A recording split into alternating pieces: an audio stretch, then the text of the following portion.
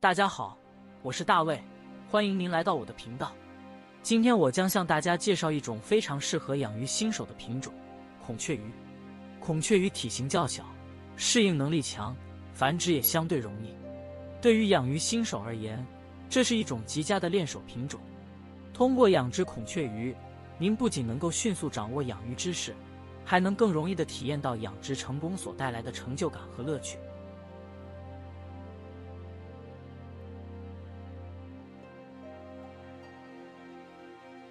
孔雀鱼是原产于中南美洲的一种小型热带鱼，由于其颜色鲜艳、品系多样，很受水族爱好者的欢迎，是世界上分布最广的热带鱼之一。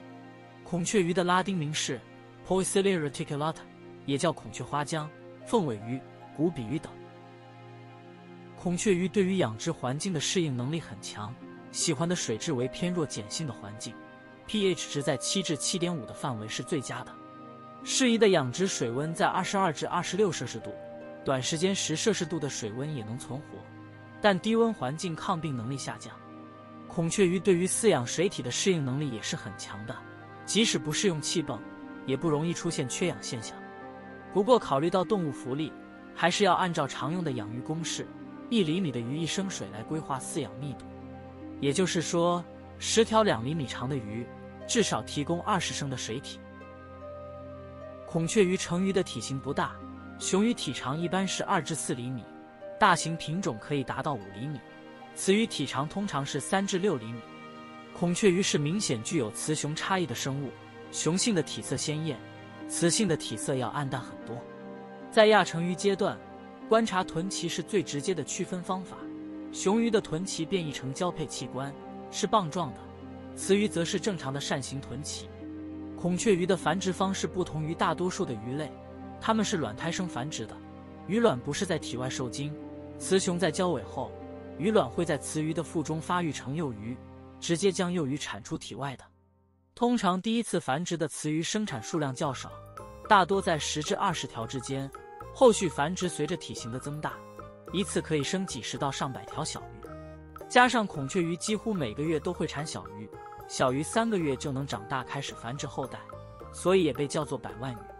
孔雀鱼产出的小鱼中，通常雄鱼的比例不超过1/3，特别是养殖水温比较低的时候，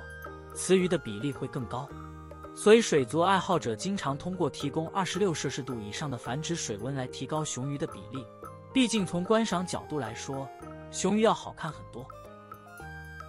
孔雀鱼虽然繁殖能力很强，但有吞吃小鱼的习惯，即使是自己生的小鱼也可能被母鱼吃掉，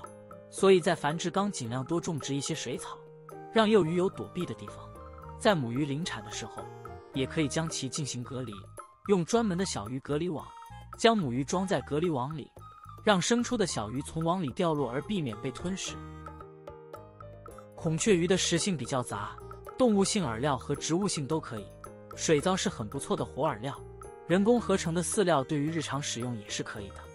幼鱼可以使用孵化的丰年虾、小型水藻或者直接喂足够细小的人工饲料都行。由于孔雀鱼很喜欢吃蚊子的幼虫孑孓，也被一些国家引入用于控制蚊虫。